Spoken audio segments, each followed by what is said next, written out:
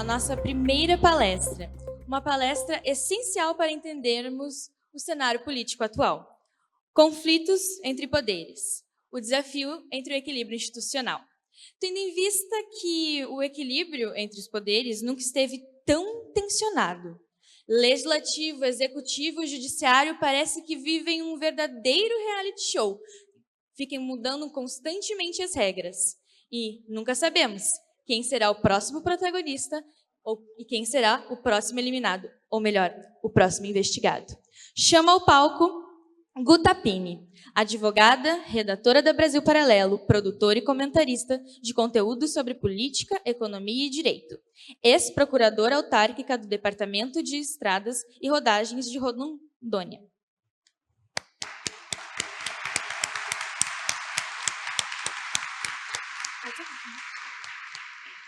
E André Marsiglia, advogado constitucionalista, professor e palestrante, sócio-administrador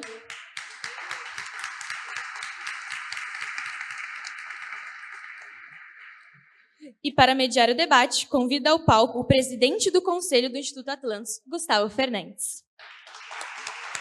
Primeiramente, bom dia, agradecer a presença de todos, é muito bom ver essa casa cheia e num lugar tão simbólico do que a gente passou no último ano.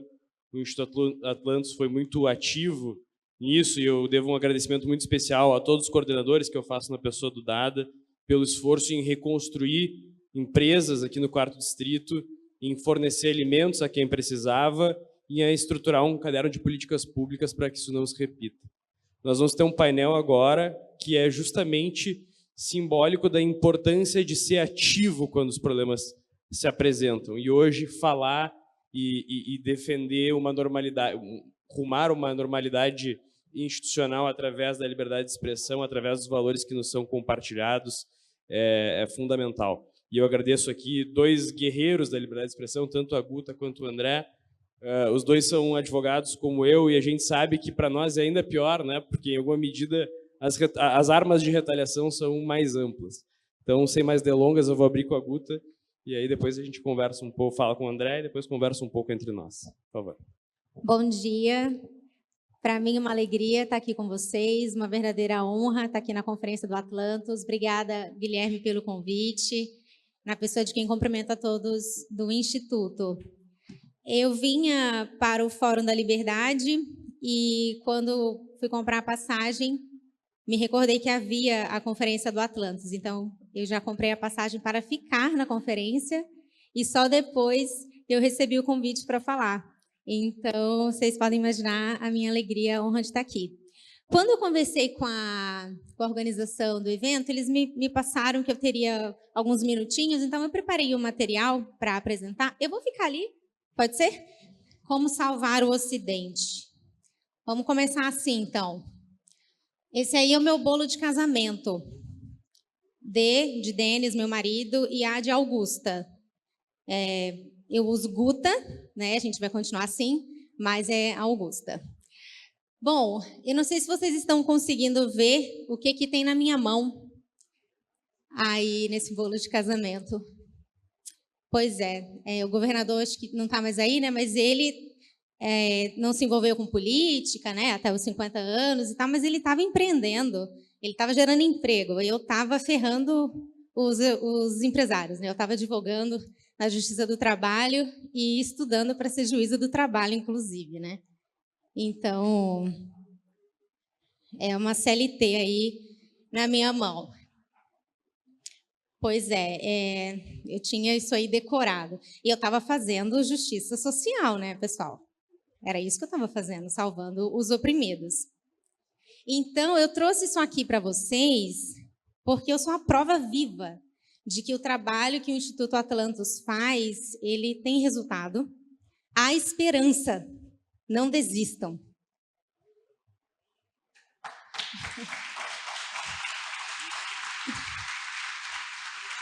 E aí eu conheci, em 2018, as ideias da liberdade. Conheci esse bom velhinho aí, e aí mudou tudo, né? Eu falei, gente, o que está acontecendo na minha vida? Eu já fazia concurso há um tempo para juíza do trabalho, cheguei à prova de sentença, parei, eu já estava aprovada também como procuradora de uma autarquia. E aí conheci as ideias da liberdade, mudou tudo, e eu falei, bom, preciso começar a falar dessas ideias, porque eu defendia as ideias coletivistas de boa fé.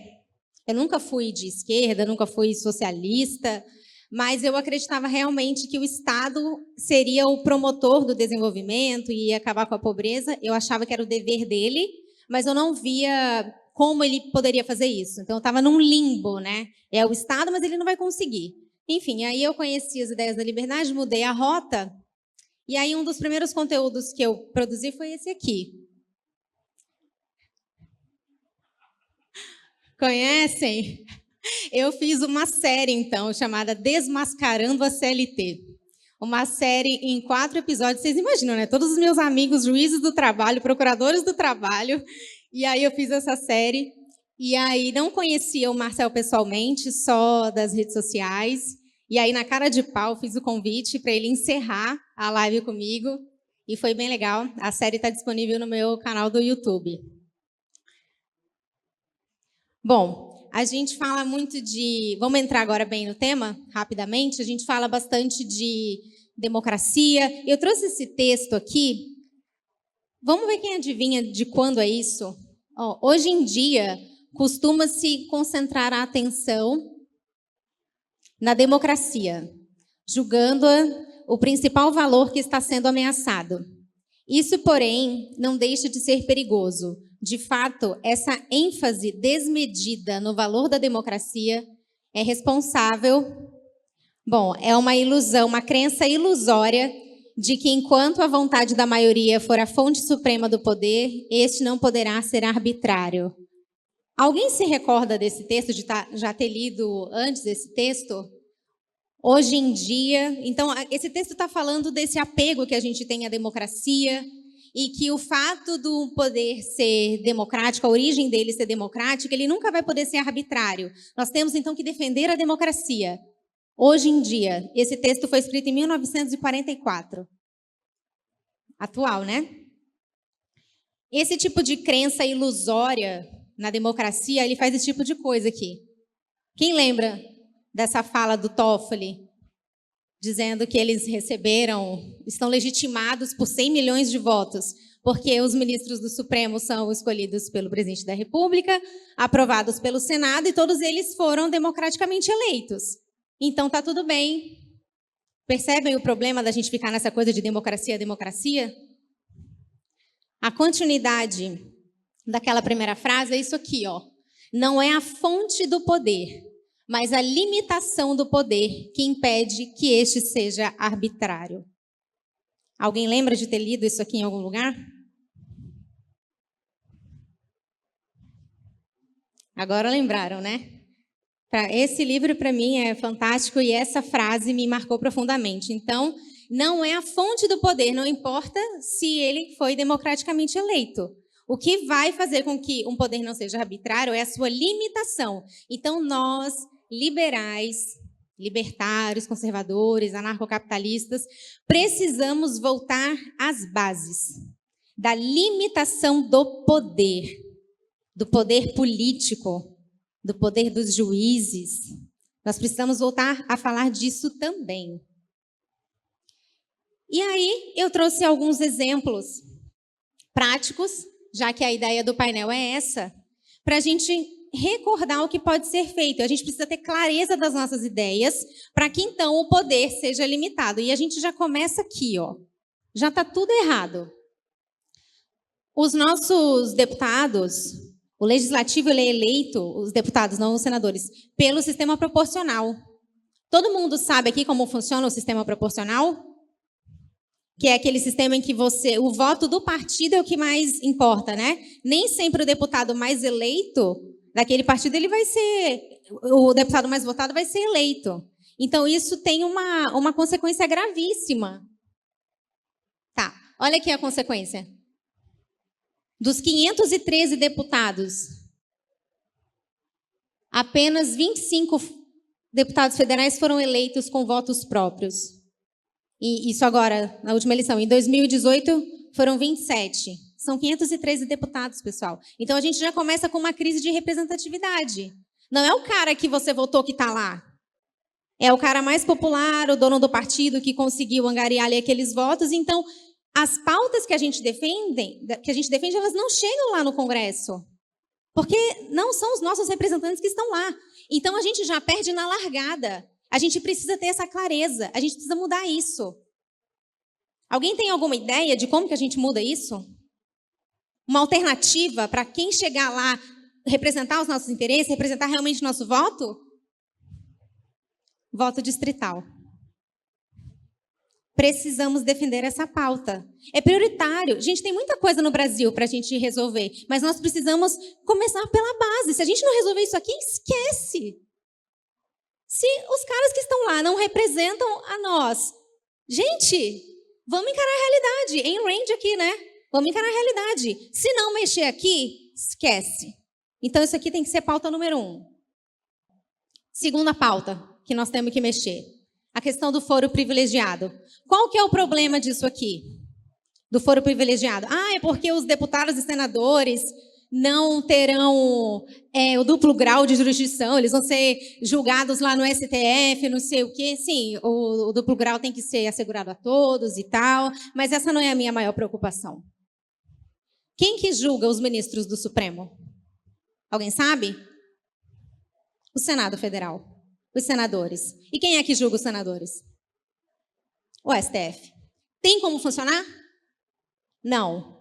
Então, se não mexer nisso aqui, esquece. Então, a minha ideia aqui com vocês hoje é: tenhamos clareza das nossas ideias e vamos defendê-las na base. Senão, o resto é só jingle em período eleitoral. O STF, em 2018, restringiu o foro privilegiado. Então, ele só ia julgar os deputados e senadores que cometessem crimes que tivessem a ver com o mandato. Isso porque eles estavam atolados de serviço por conta do mensalão. E aí, não, vamos diminuir aqui o nosso serviço. E também mandaram um monte de processo para a Justiça Eleitoral, que era para conseguir manter a impunidade. Mas aí veio o caso Bolsonaro e eles tiveram, então, que refazer o seu entendimento. E agora não. Então, agora a gente vai julgar todo mundo que tem mandato ou que não tem, mas que já teve um dia. Então, eles ficam nessa. Enquanto a bola estiver na mão desses caras, eles vão ficar jogando. Enquanto eles tiverem a possibilidade de manipular esse foro, eles vão manipular. Então, vamos tirar o foro da mão deles? Não tem outro jeito. Hoje, os deputados e senadores, presidentes, eles estão reféns do Supremo Tribunal Federal. Você tem um carimbo ali. Você passou pelo Congresso, passou pelo Executivo, você vai ser julgado por eles. Então, e isso tem um impacto na nossa democracia, no Estado de Direito, porque eles estão a salvo, que eles mantêm os seus julgadores reféns. Então, eles nunca serão julgados. Mas a gente não precisa inventar a roda, é só botar ela para girar. O fim do foro privilegiado já foi aprovado no Senado, em 2017. Alguém sabia disso? Alguém lembrava? E está lá na Câmara.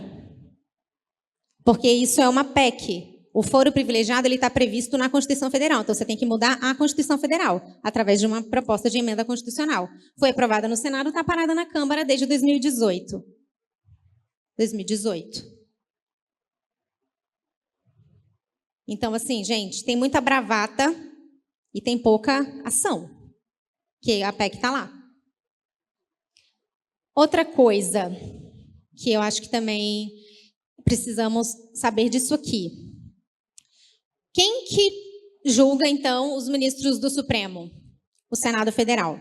Já tem dezenas, acho que uma centena de pedidos contra o Alexandre de Moraes.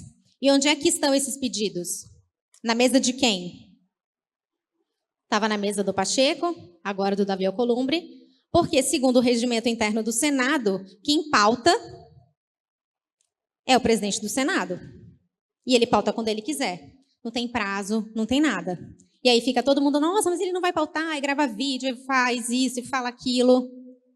Será que tem outro jeito para fazer esse cara pautar esse impeachment? Pensaram nisso. Que tal mudar o regimento interno do Senado? E aí, ó, se em 15 dias ele não pautar, ele não se manifestar sobre o pedido de impeachment de um ministro, quem vai fazer isso são os senadores. Eles vão votar, porque afinal o Senado é um colegiado, são 81 senadores. Como que um cara só vai decidir se vai pautar ou não?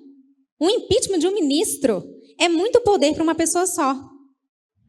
E a gente precisa limitar o poder. Precisamos voltar às bases. Então, a gente precisa olhar para a nossa política, para o que está aí com esse olhar, é da limitação do poder. Isso aqui que está acontecendo, esse poder aqui está limitado ou não? Se não está limitado, nós vamos limitar. Nós vamos baixar a bolinha dessa galera. E se der, a gente vai tirar a bola da mão deles. Então, já tem essa proposta. Olha que maravilha. E ela está parada lá no Senado. Desde 2023, está aguardando a designação de um relator. Alguém sabia disso?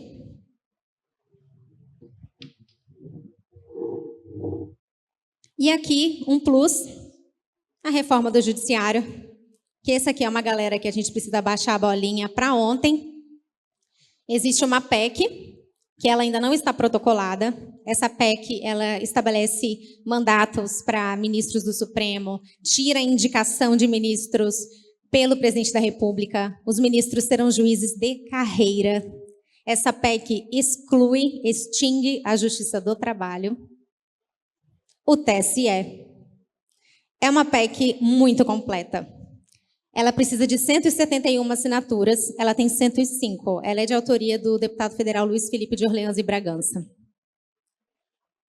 Nós temos também uma baita iniciativa, que é a CPI do abuso de autoridade, que foi protocolada pelo Marcel, ele conseguiu as assinaturas, só que precisa que o presidente da Câmara paute essa CPI. Era o Arthur Lira, agora o Hugo Mota, e eles aqui têm o poder de pautar. Vocês acham muito poder também na mão do presidente da Câmara de pautar alguma coisa ou não? Esse poder está limitado? Não, né? Precisamos limitar o poder dele também. Fica a dica, né?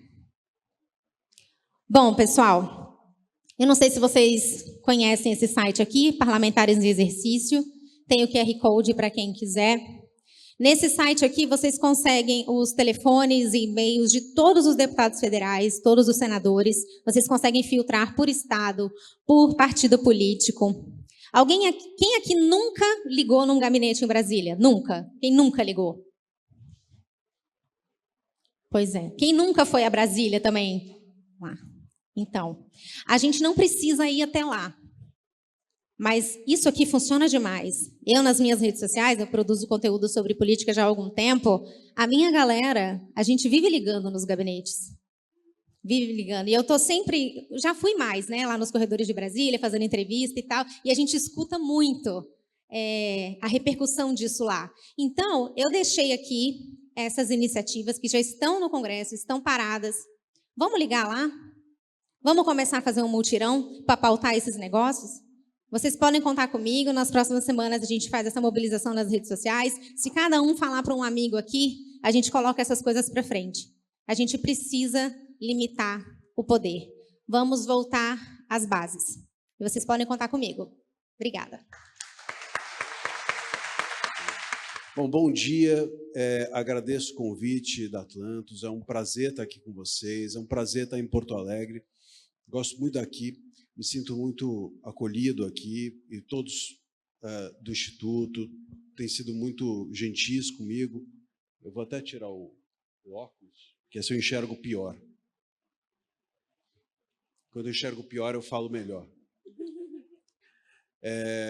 Mas é um prazer estar aqui com vocês e um prazer estar aqui, Guta. A Guta é uma querida amiga. Respondendo essa pergunta de como salvar o Ocidente, eu diria que eu não faço a menor ideia. E essa é uma resposta poderosa, porque eu tenho insistido que a luta pela liberdade, e eu acho que essa é a resposta, não é como salvar o Ocidente, eu acho que a gente precisa de liberdade. A liberdade é o princípio de tudo. Sem liberdade, a gente não faz nada, né? As pessoas, às vezes, me perguntam assim, a democracia, é possível uma democracia sem liberdade? Eu falo assim, não é possível chegar numa democracia sem liberdade. E, então, não existe a possibilidade de se discutir a existência de uma democracia sem que exista liberdade. Se a gente olha para a nossa situação de hoje no Brasil, todos aqui se sentem livres? Todos aqui acham que possuem liberdade? Bom, basta responder a isso para dizer se a gente realmente está dentro de uma democracia. Pelo menos de uma democracia tal qual ela deveria ser, ou poderia ser. A ideia de democracia se perverteu por completo e é muito manipulada, mas a ideia de liberdade se perverteu e esse é o grande problema. As pessoas hoje acreditam, portanto, que liberdade é algo que a gente deva preservar, é algo que a gente cristaliza e guarda no armário, como uma estátua, como um troféu. Liberdade não é isso. Liberdade é justamente a gente não ter a menor ideia do que a gente vai fazer com a nossa democracia e está tudo certo. Percebam como a ideia de liberdade perverteu ou tem pervertido não apenas a estrutura do Estado, mas todas as estruturas acessórias ao Estado, inclusive o direito. Eu acho que talvez esse seja o maior perigo. Muita gente enxerga a falta de liberdade como um problema de Estado. Não é apenas um problema de Estado. A censura como um problema de Estado. Não é apenas um problema de Estado. Nós temos pequenas censuras dentro da nossa vida privada, dentro, enfim, da nossa família, muitas vezes, dentro dos nossos trabalhos, no nosso dia a dia, com aquilo que a gente vem chamando de wokeismo.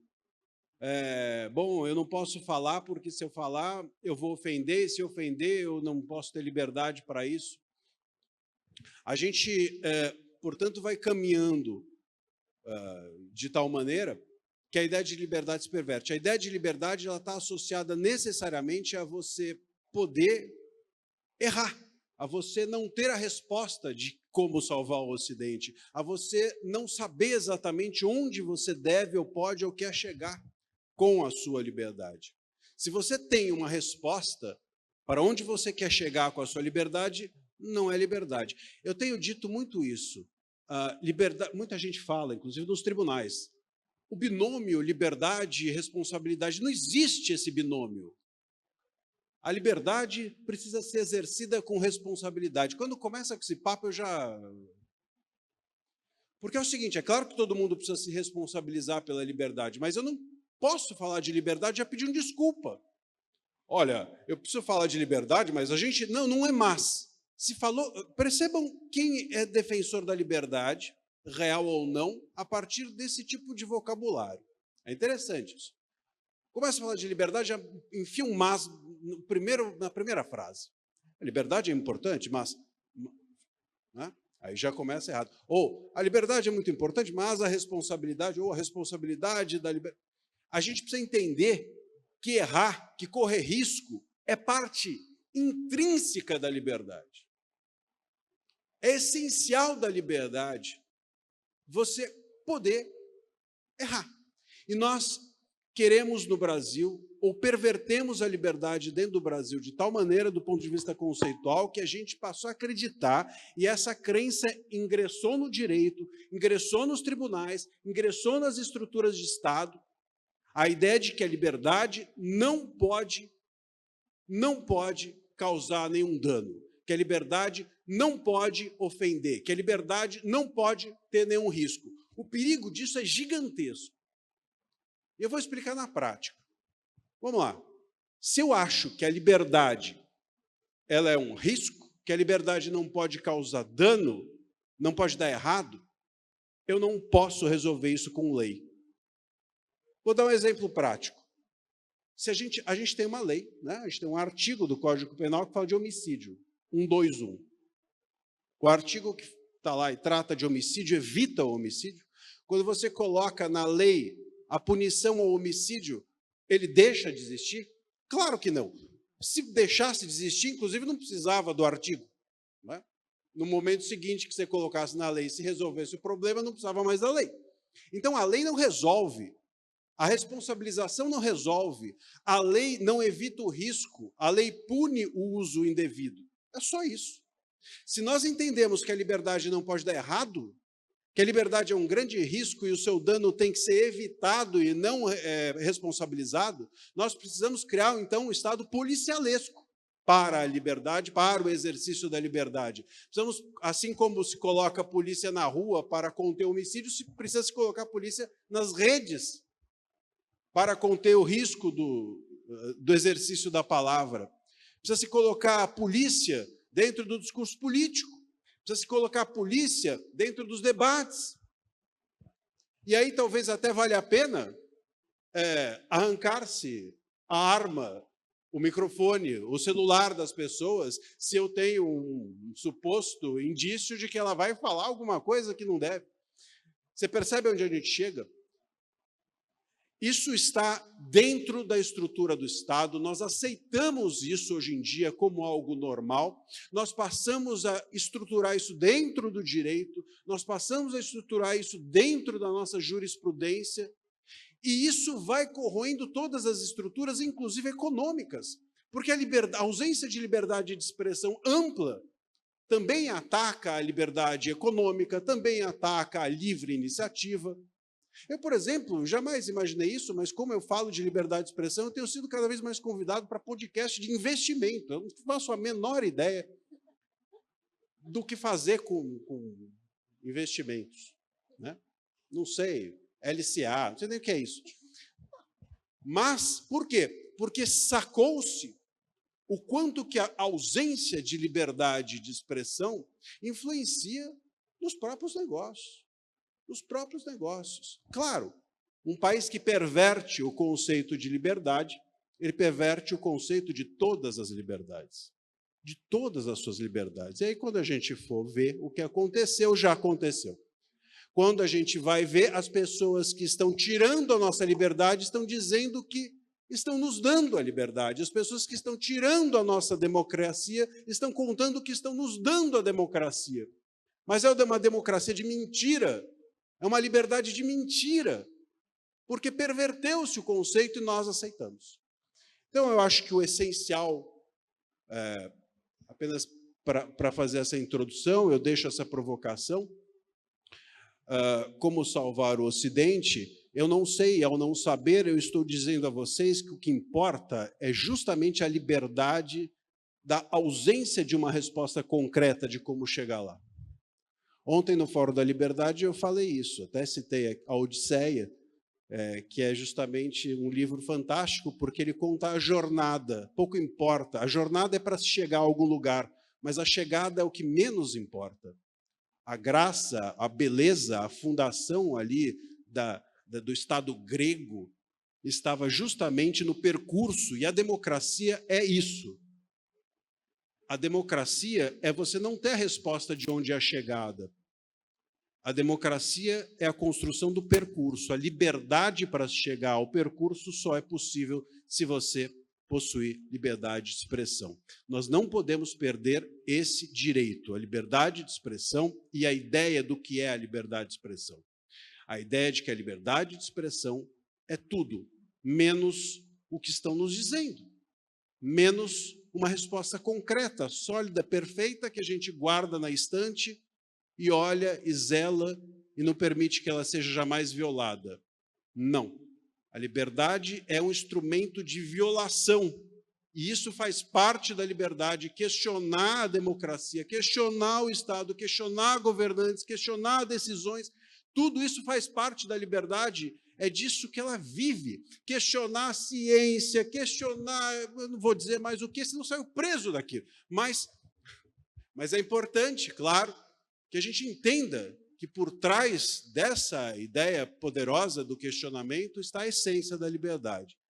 Se nós guardarmos a liberdade, nós vamos estar automaticamente guardando aquilo que nos disseram que é a democracia, e não aquilo que nós desejamos construir, não aquilo que nós ambicionamos que seja a democracia.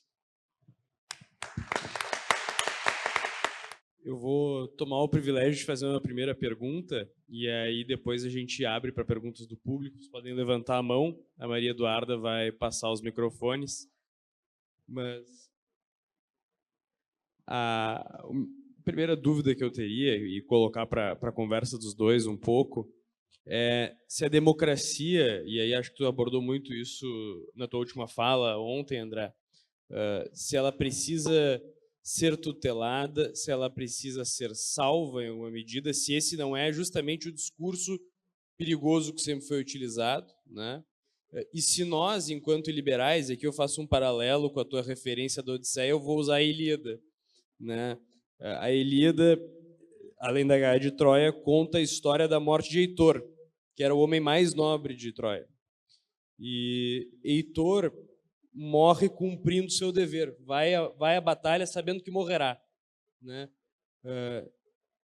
É nosso dever, enquanto liberais, lutar essa batalha em glória até o limite da forma como está, ou nós devemos flexibilizar algumas coisas e não ser, às vezes, tão duros como nós somos, e eu sou a favor de que sejamos.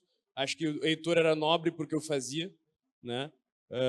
Nessa batalha. A gente tem que suavizar e fazer o movimento ao centro para tentar persuadir alguém a diminuir o tom da forma como está tensionando as relações institucionais. Isso é possível em alguma medida ou não? Ou temos que dobrar a aposta? Ou temos que ir mais para a rua? Ou temos que publicar mais, brigar mais, ir em mais podcasts de investimento, falar... Enfim, um pouco essa é a minha dúvida para vocês dois, Guta também. Acho que aí podemos seguir pelo André primeiro, pela referência. Essa é uma boa questão, né? Eu tenho dito que, sobretudo, para políticos, sobretudo para jornalistas e, sobretudo, para advogados, a liberdade de expressão não é um direito, é um dever. Aliás, a Constituição, ela fala a respeito da liberdade de imprensa, é o único momento em que ela trata a liberdade de imprensa, é o único momento que é tratada como um direito-dever. É interessante, né? E é justamente por isso que, inclusive, ela é tratada como um direito coletivo nesse momento, porque é um direito da pessoa que recebe a informação, mas é um dever, e aí é coletivo, de quem transmite a informação. Aliás, exatamente o contrário. É um direito de quem recebe, de quem transmite, mas é um dever de quem transmite, mas é um direito coletivo das pessoas que recebem aquela informação. E o dever do jornalista, eu creio que ele também seja o mesmo dever dos políticos e dos advogados. Eu fico muito constrangido, e eu acho que a Guta aqui também, com o silêncio sorridente de instituições, vamos falar, da OAB, por exemplo, ou da sua saída da toca moral pontual, só quando uma ou outra situação ocorre, quando um ou outro advogado que pertence a uma certa casta da advocacia está em perigo, mas aquele que está ali na primeira instância raspando a barriga no balcão, esse aí tudo bem. Eu fico constrangido, mas de alguma forma a OAB se tornou parte daquilo que ela deveria criticar, que é exatamente o poder constituído. Mas não é só a OAB, são os próprios advogados, advogados com medo, jornalistas com medo. Muitas vezes jornalistas me procuram para entrevista, etc., e me dizem assim, parabéns pela coragem. E eu fico muito perturbado com essa frase, embora eu entenda que é um carinho, mas um jornalista parabenizando um advogado que está simplesmente falando da lei. Eu estou ali falando da lei. Até ontem no fórum eu mencionei isso, eu falei, bom, se um dia me prenderem porque eu estou falando da Constituição, talvez seja melhor, então estar preso, pois esse lugar é melhor do que eu estar solto. Um lugar que eu não posso falar da Constituição, talvez seja melhor, então, estar com aqueles que não podem, com os que estão alienados do lugar em que a Constituição é proibido de se dizer.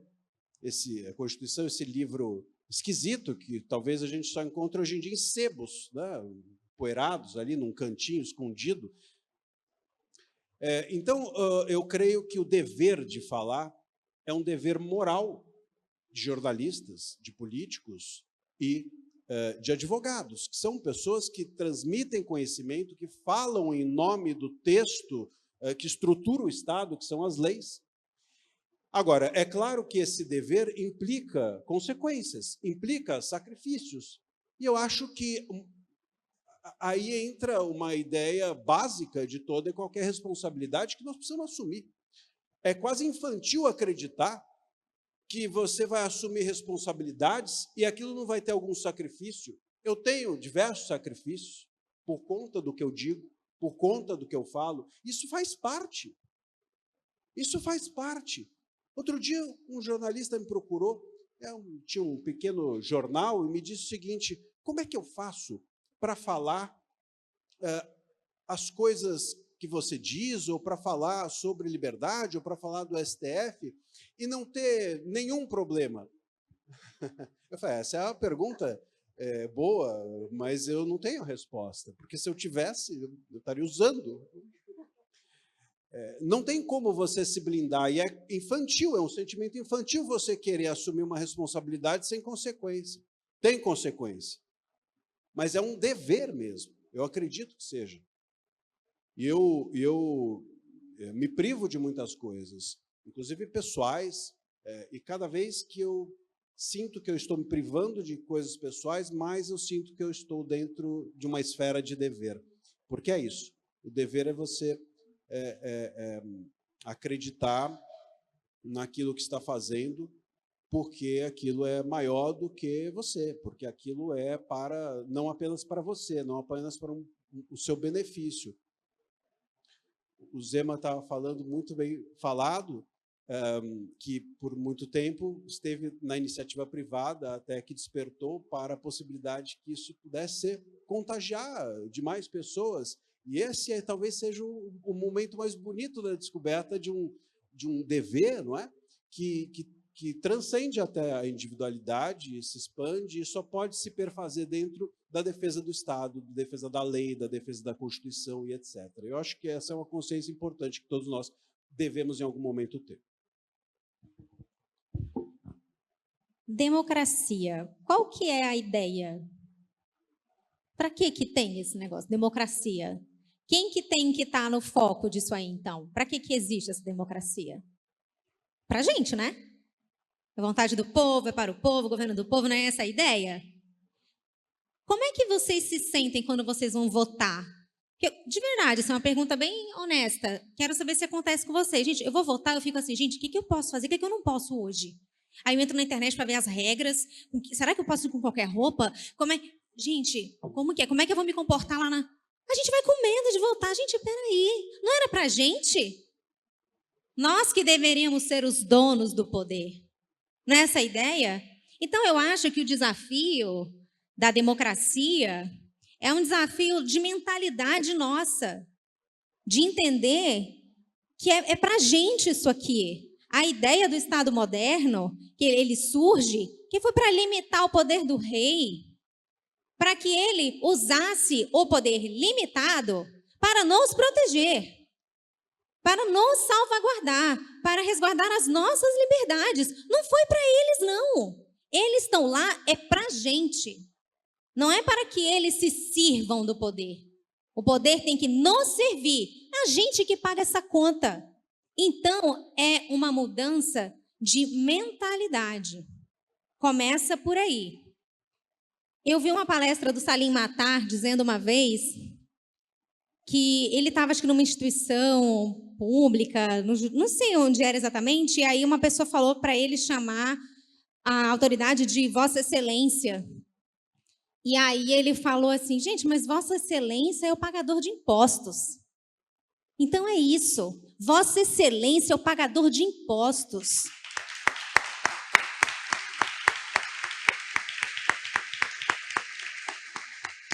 Eu acho que nós liberais que temos, ou deveríamos ter pelo menos essa visão do poder, sabe, a gente tem que achar tudo isso muito ridículo. Esse negócio de vestes talares, de Vossa Excelência, de ter um garçom lá te servindo um cappuccino enquanto você está na sessão. Vocês viram àquela sessão do Supremo em que o Barroso está anunciando que agora eles vão distribuir lenços e gravatas de presente, e o pagador de imposto que vai pagar essa conta, e na hora que ele está anunciando esse grande favor à democracia, ele é servido ali, tem um garçom servindo ele um café, alguma coisa. Eu falei, gente, essa é a cena do Brasil, a que mais retrata o nosso país. Então, pessoal, democracia é para a gente. Nós somos os donos do poder, então vamos começar a mudar essa mentalidade. Esse país é nosso, eles estão lá para nos servir e Vossa Excelência é o pagador de impostos.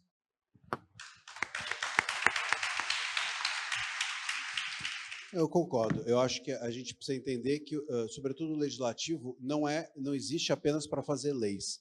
Aliás, a função mais importante do legislativo não é a de fazer leis, é a de poder colocar-se em confronto com os demais poderes que se excedem. Essa é a função essencial ofertada pela Constituição para o legislativo, né? Inclusive, o artigo 49 da Constituição, ele expressamente diz que é prerrogativa dos parlamentares zelarem pelas suas prerrogativas, pelas suas funções legislativas quando elas são excedidas, enfim, invadidas pelos demais poderes. E isso é o grande problema. Nós tivemos uma pesquisa, até mencionei também ontem, recente, dizendo que 8 em cada 10 parlamentares entende que os poderes estão sendo invadidos pelo STF. Bom, então a gente tem 80% dos parlamentares percebendo o que está acontecendo. Onde estão esses 80%? Né? Então há um receio, há um medo. Bom, essa é a função mais importante que um parlamentar não pode abrir mão, que é colocar-se na linha de frente quando um outro poder se excede. Não adianta fazer bilhões de leis se elas vão ser pervertidas e interpretadas subjetivamente. Ué, você só está dando mais combustível para o devaneio. Então, esse é um ponto. O outro ponto é, concordo, a gente precisa fazer uma reforma do judiciário, precisa ter um combo de reformas. Eu acho que a questão do mandato fixo para ministro do STF é importante, a questão de você não ter ministros do STF e do TSE que são os mesmos é importante, a questão da diminuição do foro privilegiado, veja, eles estão aumentando o foro. Você precisa diminuir o foro privilegiado ou diluí-lo. Não precisa necessariamente todos os parlamentares serem julgados pelo STF. Isso pode ser diluído entre outros poderes, entre outros tribunais. Talvez essa seja uma boa solução também. Enfim, uma série de medidas. Agora, para que essas medidas sejam feitas, é necessário, primeiro, que você possa debatê-las, porque hoje há um constrangimento em se debater esse tema, em se debater a possibilidade dessas medidas seguirem adiante, e depois a possibilidade do Congresso manter firme se esse combo, se essa reforma for adiante. Não adianta fazer uma reforma e depois acreditar que ela está pronta. Não, uma lei é que nem filho, você faz e depois fica cuidando. Acompanhe o crescimento. Se você pegar aquele filho e jogar no mundo, entregar na mão dos juízes para que usem a sua criatividade, é óbvio que o resultado vai ser o que eles querem e não o que nós desejamos com essas leis.